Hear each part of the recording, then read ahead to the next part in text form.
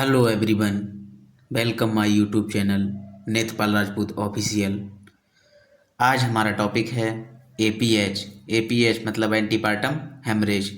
Gas, आज की video में जानेंगे एपीएच क्या होता है, aetiology, risk factor, types, sign and symptoms, diagnosis, management, complications. Video को लास्ट तक देखें जिससे कि एपीएच की पूरी जानकारी मिल सके।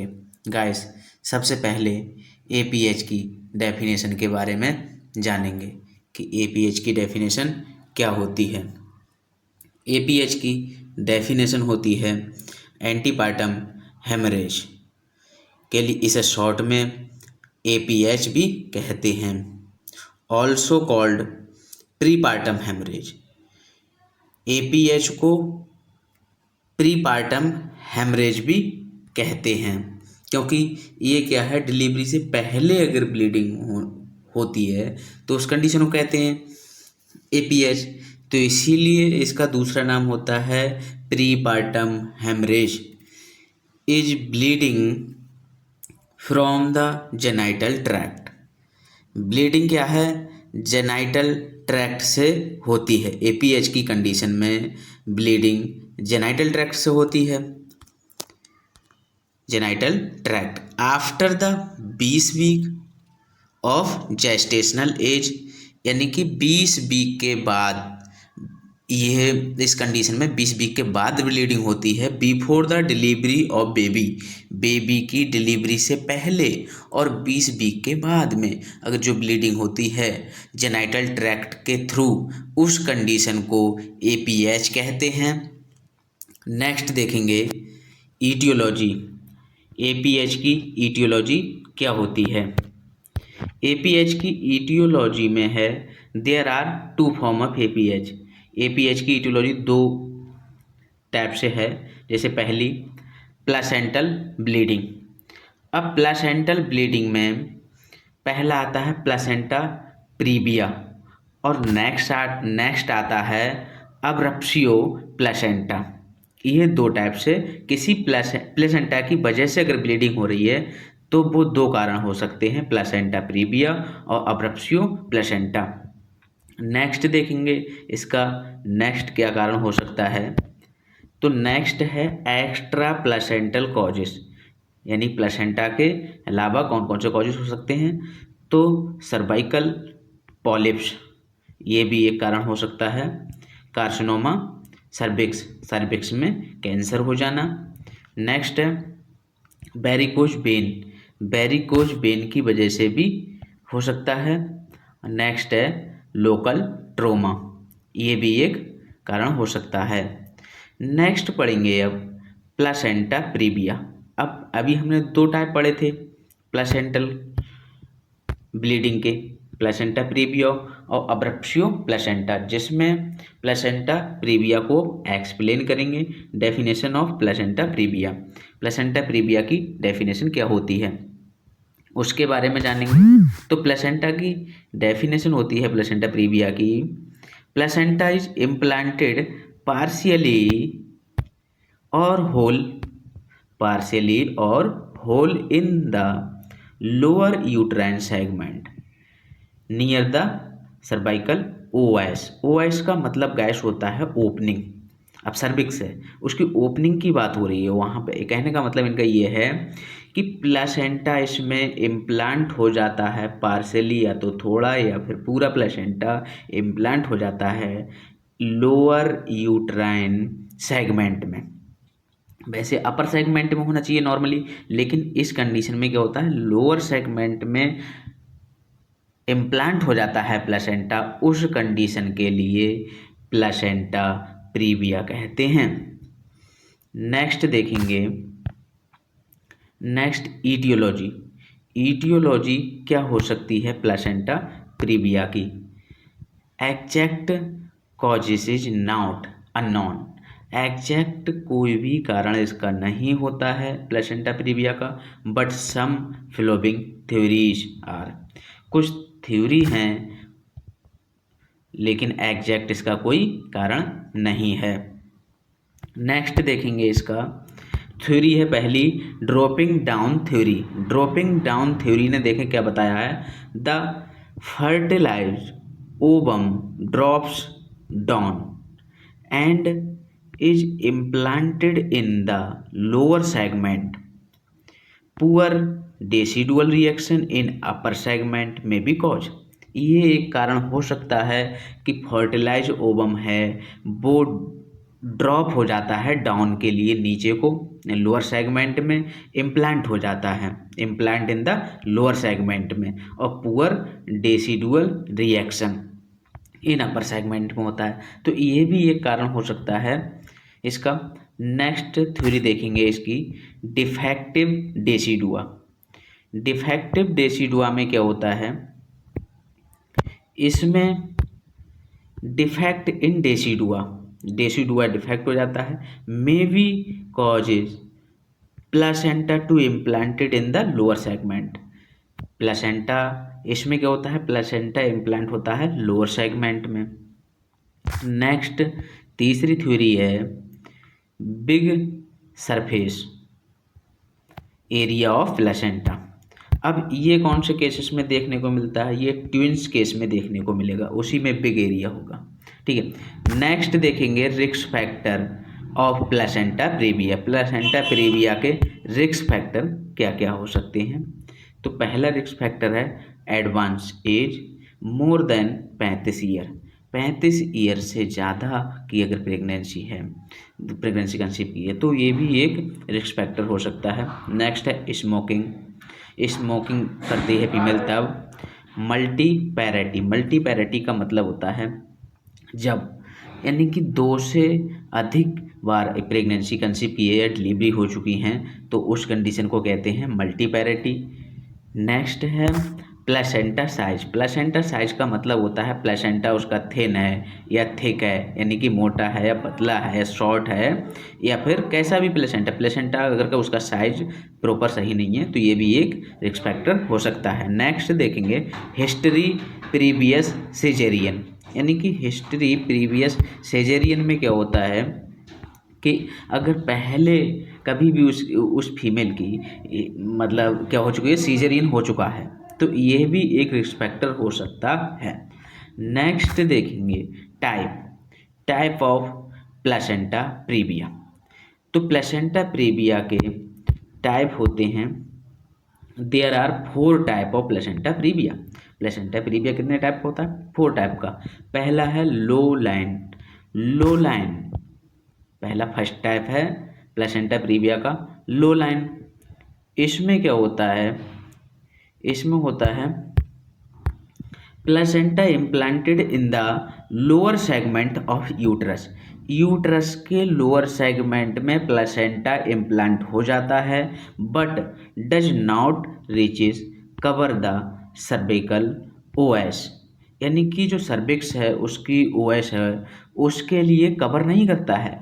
तो vaginal birth is possible. Vaginal birth possible है क्योंकि उसने ओपनिंग जो है यानी कि ओएस में ओपनिंग होती, तो सर्विक्स को उसने कवर नहीं किया, तो जब कवर नहीं किया तो जाहिर सी बात है, तो यानी वजाइनल बर्थ इज पॉसिबल हो सकती है फर्स्ट में। नेक्स्ट देखेंगे दूसरा टाइप है इसका मार्जिनल। मार्जिनल में क्या होता है, मार्जिनल में border of placenta touches the approaches the cervical OS. जो सर्विक्स है उसके यानी कि ओएस है उसके लिए टच करता है बॉर्डर, लेकिन vaginal birth is possible, safe है क्योंकि अभी कवर नहीं किया। जब कवर कर देगा तब पॉसिबल नहीं रहेगी, लेकिन अभी तक क्या है कि इसमें कवर नहीं किया है, टच हुई है ओनली प्लेसेंटा, तो इसमें वजाइनल बर्थ पॉसिबल है, ठीक है। नेक्स्ट थर्ड टाइप है इसका, थर्ड टाइप है पार्शियल। पार्शियल में क्या होता है, the placenta only partially obstruct the cervical OS, vaginal birth is still possible. यानी कि सर्विक्स है उसे के लिए सिंपल भाषा में अगर बताएं कि उसके लिए पार्शियली थोड़ा कवर कर लेता है, प्लेसेंटा है वो कवर करता है ओएस के लिए, जब कवर कर लेगा तो फिर भी कह रहे हैं कि इसमें वजाइनल बर्थ इज पॉसिबल है, लेकिन मोस्टली इसमें क्या करते हैं, caesarean is preferred, caesarean is preferred for partial type. ठीक है, पार्शियल टाइप में प्रीफर, यानी कहने का मतलब है रिस्क लेना नहीं चाहते, इसीलिए सीजेरियन ही प्रीफर्ड की जाती है, सीजेरियन ही की जाती है। नेक्स्ट देखेंगे फोर्थ टाइप है कंप्लीट। कंप्लीट में क्या होता है, implantation totally cover the cervical OS, caesarean section is usually recommended. अब जब कंप्लीटली सर्विक्स ओएस कवर हो गया तो फिर तो सर्जरी करना ही है, तो सर्जरी ही होती है इसमें। तो ये हमने 4 टाइप पढ़े थे। अब चारों टाइप को एक बार थोड़ा समझ लेंगे। जैसे कि फर्स्ट टाइप के लिए देखें तो फर्स्ट टाइप में क्या होगा, इस तरीके से, ये क्या है, इस तरीके से ये कवर करेगा। ठीक है, इस तरीके से लोअर सेगमेंट में ये कवर हुआ प्लेसेंटा इम्प्लांट हुआ लोअर सेगमेंट में। अब ये लोअर सेगमेंट में इम्प्लांट हुआ तो सर ये वो है सर्वाइकल ओएस, तो उससे अभी दूर है तो कोई प्रॉब्लम नहीं है। वजाइनल बर्थ, वजाइनल यानी कि वजाइनल डिलीवरी पॉसिबल है, हो सकती है। ठीक है, एक बार दोबारा बताऊंगा, इसमें क्या है कि ये इतना कवर करा, ठीक है, इतना कवर करने पर पॉसिबल है। फर्स्ट टाइप हो गया। सेकंड टाइप में क्या होता है कि ये प्लेसेंटा लोअर सेगमेंट में इम्प्लांट हुआ। ठीक है, ये क्या है, सर्वाइकल ओएस ओपनिंग है, तो ये बॉर्डर को टच करता है। सेकंड वाले में बॉर्डर को टच करता है, कवर नहीं करता, बॉर्डर को टच कर लेगा। जब बॉर्डर को टच कर रहा है तो कवर नहीं है, तो इसमें भी एक पॉसिबल है। ठीक है, अब ये सेकंड टाइप हो गया। अब थर्ड टाइप में क्या होता है कि ये ओपनिंग है, ठीक है, सर्वाइकल ओपनिंग ये है। उसके बाद अब ये लोअर सेगमेंट में इम्प्लांट होता है, तो ये इसके लिए पार्शियली क्या कर देता है, कवर कर देता है। जब पार्शियली कवर हो जाता है तो इसमें क्या है, पॉसिबल तो है लेकिन क्या कर जाता है, प्रीफर कर जाता है सीजेरियन। ठीक है, तो ये थर्ड टाइप हो गया। अब फोर्थ टाइप में क्या होता है, फोर्थ टाइप में कंप्लीट कवर कर देता है, ये पूरा कंप्लीट, इसने क्या करा, कंप्लीट सर्वाइकल ओएस के लिए कवर कर दिए, तो इसमें क्या होगा, सीजरियन नहीं होगा, कुछ नहीं होगा। ठीक है, ये इस तरीके से, तो ये इस तरीके से लोअर सेगमेंट में इम्प्लांट हुआ, लेकिन फर्स्ट में पॉसिबल हुआ क्योंकि ये ओएस से भी दूर है। सेकंड में क्या है, बॉर्डर टच किया। थर्ड में क्या है, इसने थोड़ा पार्शियली थोड़ा कवर किया। फोर्थ में कंप्लीट कवर कर लिया। उसके बाद इसके sign and symptoms, placenta praevia के साइन एंड सिम्टम्स क्या होते हैं, तो पहला है पेन, सेकेंड है bright red bleeding, bright red bleeding होगी। नेक्स्ट है सॉफ्ट यूट्रस, नेक्स्ट है एनीमिया। अब जब ब्लड लॉस होगा तो एनीमिया की कंडीशन तो होगी। नेक्स्ट है यूट्राइन कॉन्ट्रैक्शंस, यूट्राइन कॉन्ट्रैक्शंस अगर ज़्यादा होंगे तो ये भी एक मतलब साइन है। उसके बाद नेक्स्ट देखेंगे, नेक्स्ट है painless bleeding is associated with placenta praevia. ये प्लेसेंटा प्रीविया से मतलब एक तरीके से एसोसिएटेड होती है। ठीक है, नेक्स्ट देखेंगे diagnosis, diagnosis of placenta praevia के डायग्नोसिस मतलब टेस्ट कौन कौन से कराते हैं प्लेसेंटा प्रीविया में, तो अल्ट्रासोनोग्राफी कराते हैं, एमआरआई कराते हैं और वजाइनल एग्जामिनेशन करते हैं, जिससे कि पता लगाया जा सके कि क्या क्या कैसे क्या कारण है जिसकी वजह से प्लेसेंटा प्रीविया हो रहा है। अब नेक्स्ट देखेंगे मैनेजमेंट, इसका मैनेजमेंट कैसे करेंगे, क्या मैनेजमेंट में क्या करेंगे, तो मैनेजमेंट है नंबर ए यानी कि एक्सपेक्टेंट मैनेजमेंट। इसकी इंडिकेशंस का मतलब है कि कौन कौन सी एक मतलब इसमें एक्सपेक्टेंट मैनेजमेंट में क्या क्या करते हैं, क्या क्या कंडीशंस जैसे इंडिकेशन होनी चाहिए। तो पहला है जैसे pregnancy is less than 37 week, 37 week से कम की प्रेगनेंसी होनी चाहिए, मदर इन गुड कंडीशन होनी चाहिए and active bleeding is absent, तब एक्सपेक्टेंट मैनेजमेंट किया जाता है।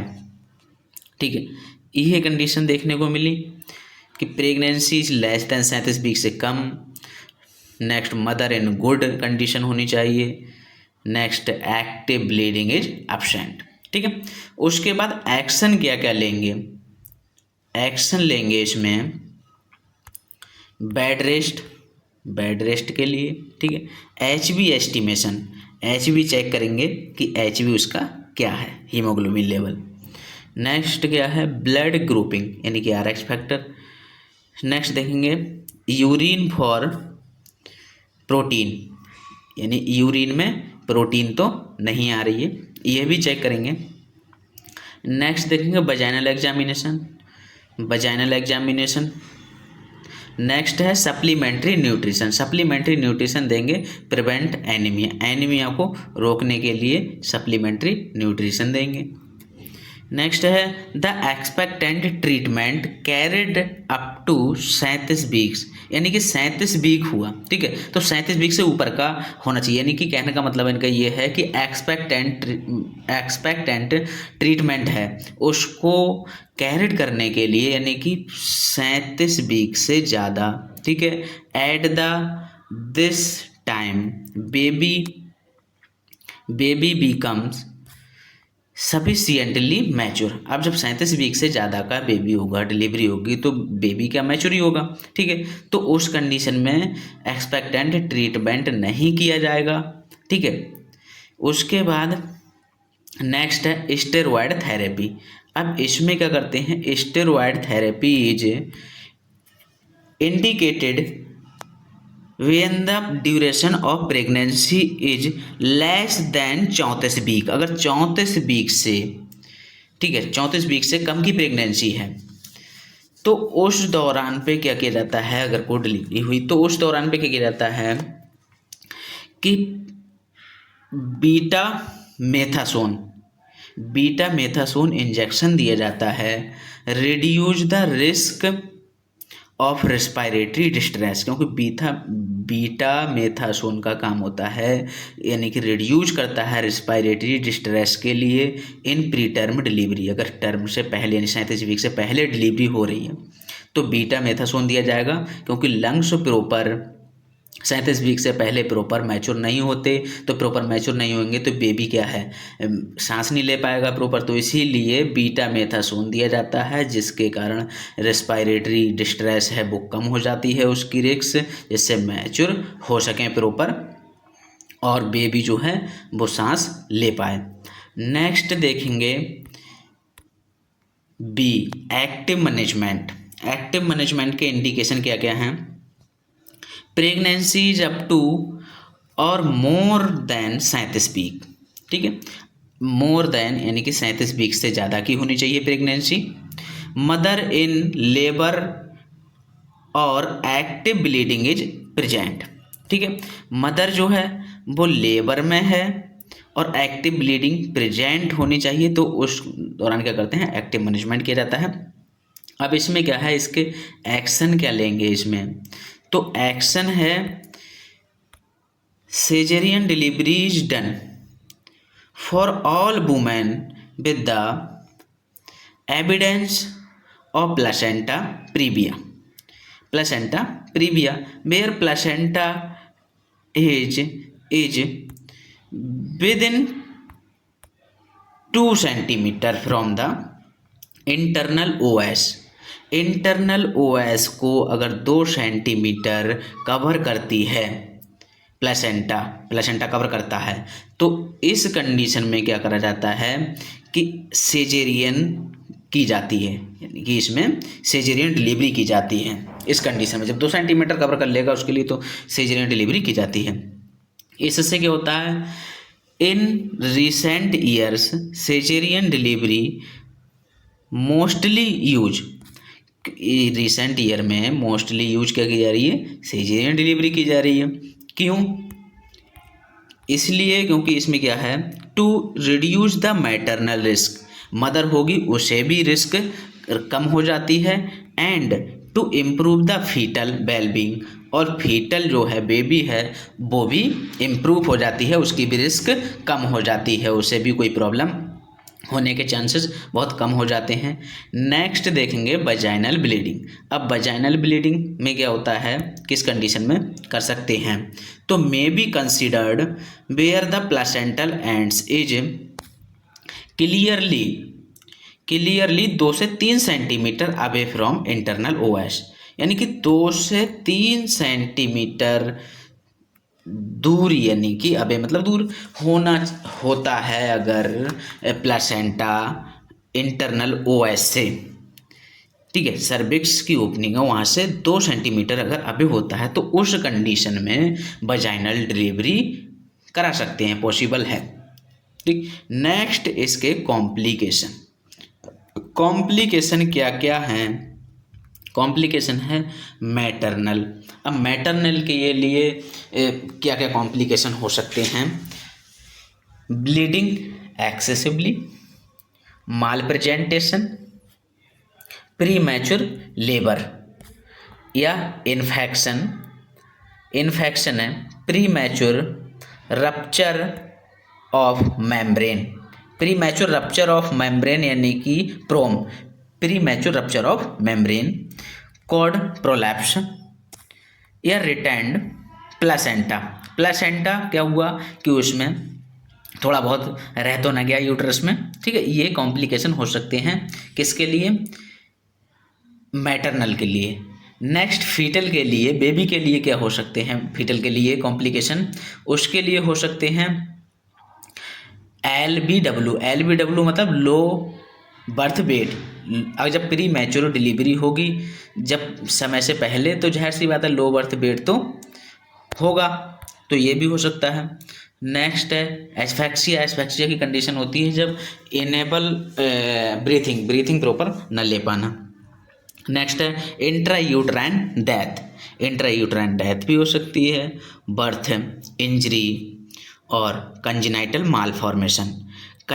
मालफॉर्मेशन का मतलब होता है यानी कि ड्यूरिंग यानी कि मतलब कहने का मतलब है वूम में जब बेबी है, ठीक है, तो उस दौरान किसी ऑर्गन में मतलब कोई भी अबनॉर्मेलिटी हो जाती है, जैसे ये होती है कंजेनाइटल हार्ट डिजीज, हार्ट में एक होल हो जाता है, ठीक है, तो वो भी एक ये हो सकती है, या फिर ईसोफेजियल फिस्टुला हो जाता है, तो ये कंडीशन है कि इस कंडीशन को कहते हैं कंजेनाइटल मालफॉर्मेशन। गाइस, अगर वीडियो अच्छी लगी तो वीडियो को लाइक करें, कमेंट करें, चैनल पर नए हैं तो चैनल को सब्सक्राइब करें। Thanks for watching.